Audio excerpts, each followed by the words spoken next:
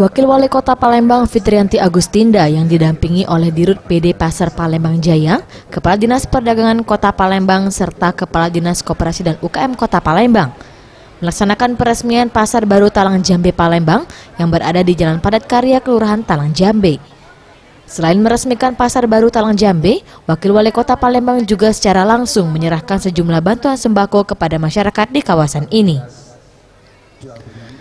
Ketika ditemui di sela peninjauannya, Wakil Wali Kota Palembang Fitrianti Agustinda menyampaikan ini merupakan pasar kedua yang ada di kawasan Sukarami. Diharapkan dengan adanya pasar ini dapat membantu dalam meningkatkan perekonomian masyarakat. Ia kembali menghimbau kepada para pedagang dan masyarakat untuk selalu menjaga kebersihan pasar meski pasar ini merupakan pasar tradisional. Sehingga nantinya pasar ini dapat dijadikan pasar percontohan meski berada di kawasan pinggiran kota Palembang.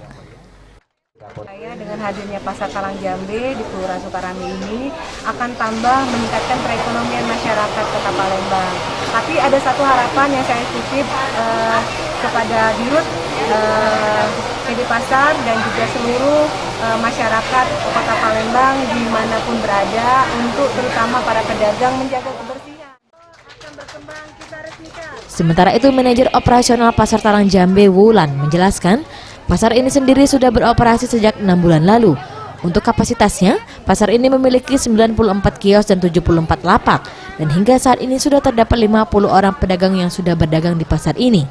Diharapkan ke depan pasar ini semakin ramai akan pedagang dan pembeli. Kalau pasar kita ini terdiri dari 94 kios dan 74 lapak. Nah sekarang udah ada 50 pedagang dan pada awal kita buka dulu pada 1 Juli itu cuma 20 pedagang. Jadi signifikan banget dari 1 Juli sampai sekarang 6 bulan itu udah ada penambahan sekitar 30 pedagang.